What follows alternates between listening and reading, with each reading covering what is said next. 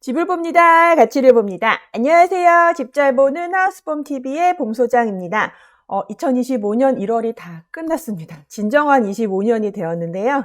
네, 구리갈매 부동산 동향 새해 첫 달 어땠는지 궁금하시죠? 네, 궁금하시다면 이 영상 함께 보시죠. 꾹꾹!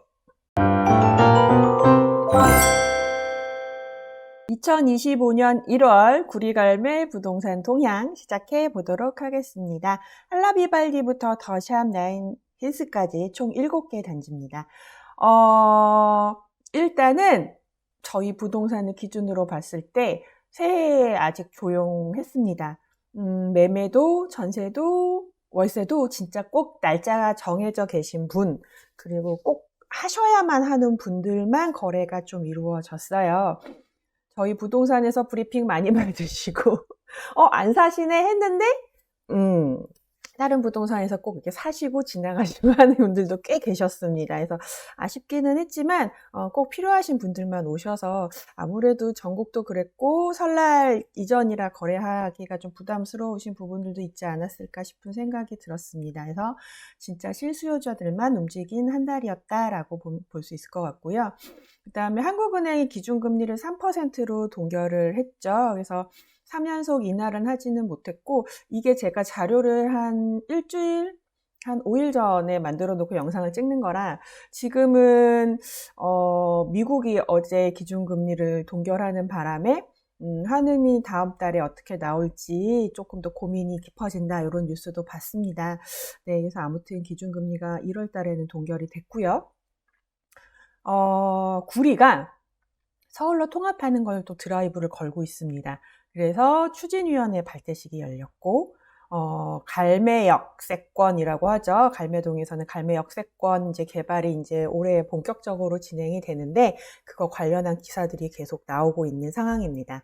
그리고 갈매 술막 사거리에 좌회전 차선이 2개로 확장됐다, 뭐 이런 내용들 있는데요. 뭐 아시는 분들은 다 아시는 내용이긴 하지만, 그래도 한 번씩만 짚어서 말씀드리도록 하겠습니다. 12월에서 1월 갈매동 아파트 거래량이 어느 정도 나왔냐. 보시면은 12월에 비하면 1월이 조금 더 괜찮나? 이런 생각이 들 수도 있을 것 같기도 해요. 일단 할라비발디 같은 경우에는 12월에는 거래가 하나도 없었고요. 1월 달에 한 건 거래가 되었습니다.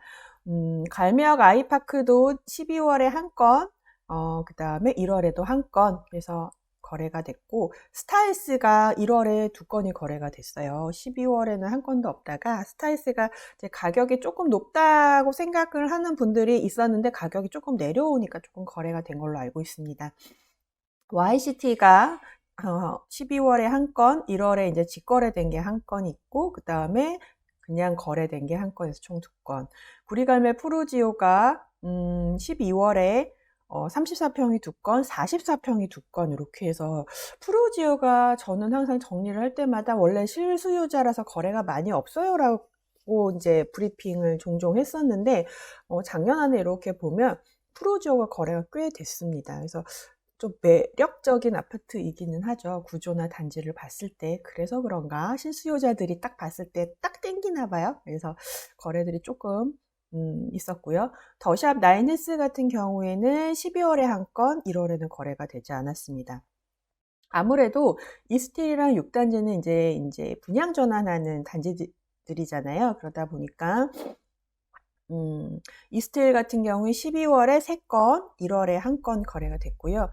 6단지 같은 경우에 이제 26평이 분양 전환하는 평형인데 12월에 한 건, 1월에는 없었고 30평, 35평이 이제 3건, 한 건 이렇게 거래가 됐습니다. 총 봤을 때는 이제 6단지가 거래가 제일 많이 됐구나라고 보여질 수 있고 이스틸도 이제 평수가 작다 보니까 이제 조금 관심들을 많이 갖고 있고요. 그 다음에 이제 전반적으로 이제 시작이다 싶은 생각은 들지만 조금 조용하기는 합니다. 근데 이제 설이 이제 막 지났고 2월이 시작이 되면 이제 본격적으로 좀 움직이지 않을까라는 예상은 하고 있는데, 또 시장은 꼭 제 예상과는 꼭 맞춰서 흘러가는 건 아니니까 추이를 조금 더 지켜봐야 될 것 같습니다. 실거래가는 보시면은 그냥 34평을 기준으로 봤을 때 비발디가 뭐 7억 3천, 스타일스가 7억 1,500, YCT 7억 2천, 뭐 더샵 7억 4,700, 요 정도니까 한 7억 초반에서 움직인다 보시면 될 것 같고요. 갈매역 아이파크가 한 8억 5천이 이제 거래가 됐다 보니까 이제 한 8억 중반쯤 이렇게 거래가 되는구나. 우리 동네 시세가 나는 34평이니까 한 7억 초반, 아이파크는 한 8억 초반, 푸르지오 같은 경우에는 뭐 39평, 44평은 논외로 하고 7억 후반, 네, 이렇게 보시면 될 것 같습니다. 아까 말씀드린 것처럼 한국은행이 이제 16일날, 이건 1월 16일날인데 워낙 요즘에 급변하잖아요.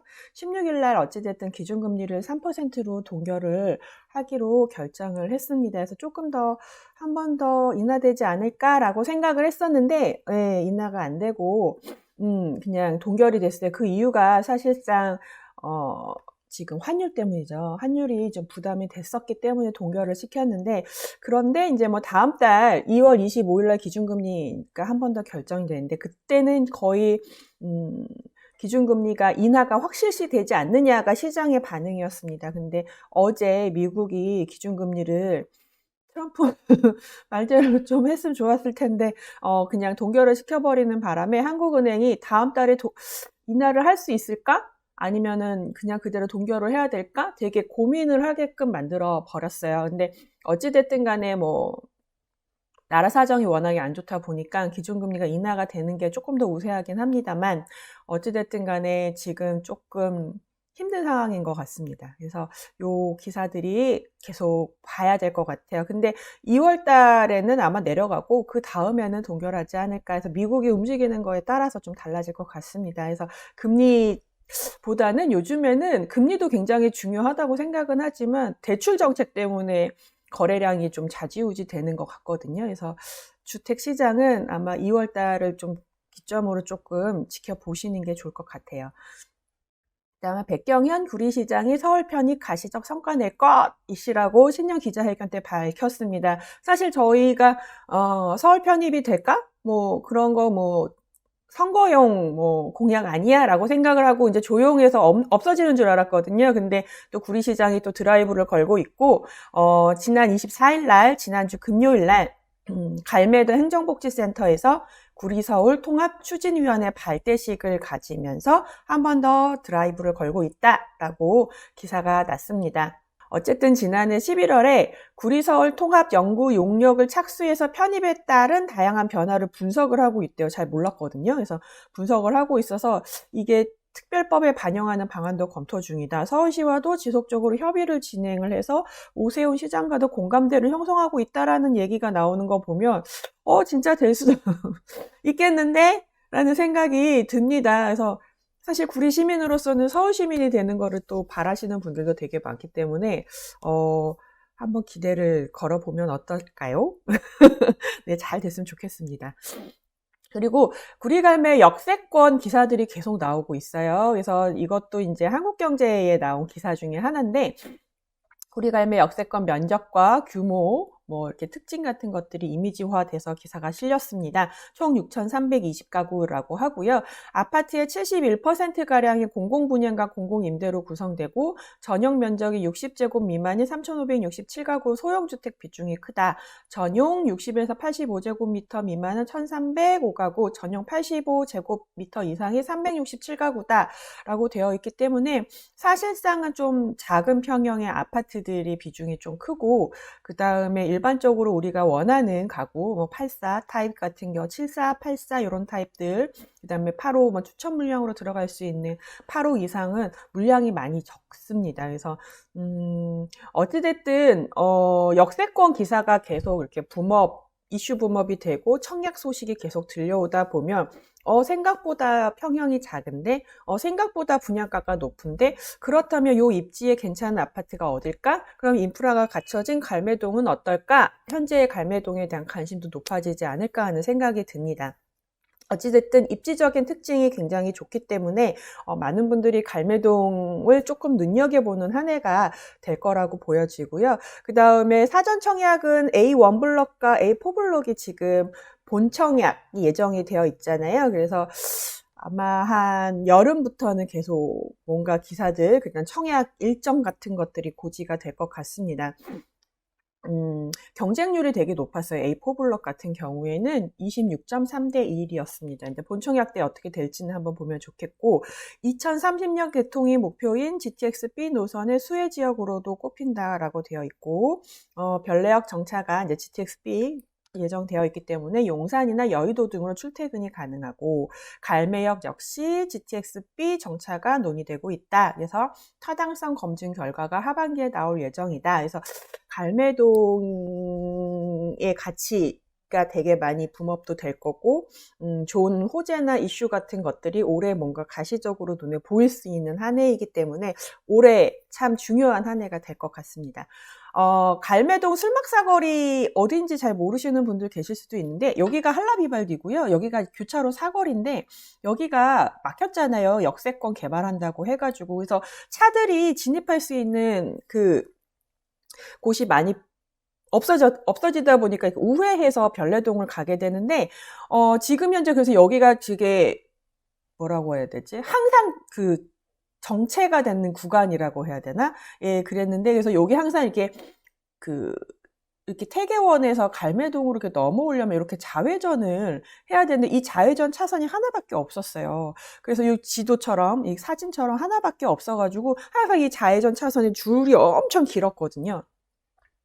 그런데 여기를 하나 더 좌회전 차선을 만들었습니다. 그래서 2개 차선이 확장이 됐는데, 저 갈매순환로가 폐쇄가 됐기 때문에 항상 정체에서 불편했거든요. 근데 이제는 조금 이게 좌회전 차선이 2차선으로 늘어나다 보니까 조금은 덜 막히더라고요. 갈매동 진입하는데. 그런데 이제 이게 뭔가 언제부터 이게 2차선으로 확장되어 이런 게 없었기 때문에 어떤 분들은 앞차가 맨 앞에 있는 차는 여기가 좌회전 차선이라는 걸 알고서 이렇게 정차해 계셨는데, 뒷차에서 막 빵빵빵빵빵빵 거려가지고, 뒷차는 좌회전 차선이 아니라 이제 직진 차선으로 항상 다니시던 분이시겠죠?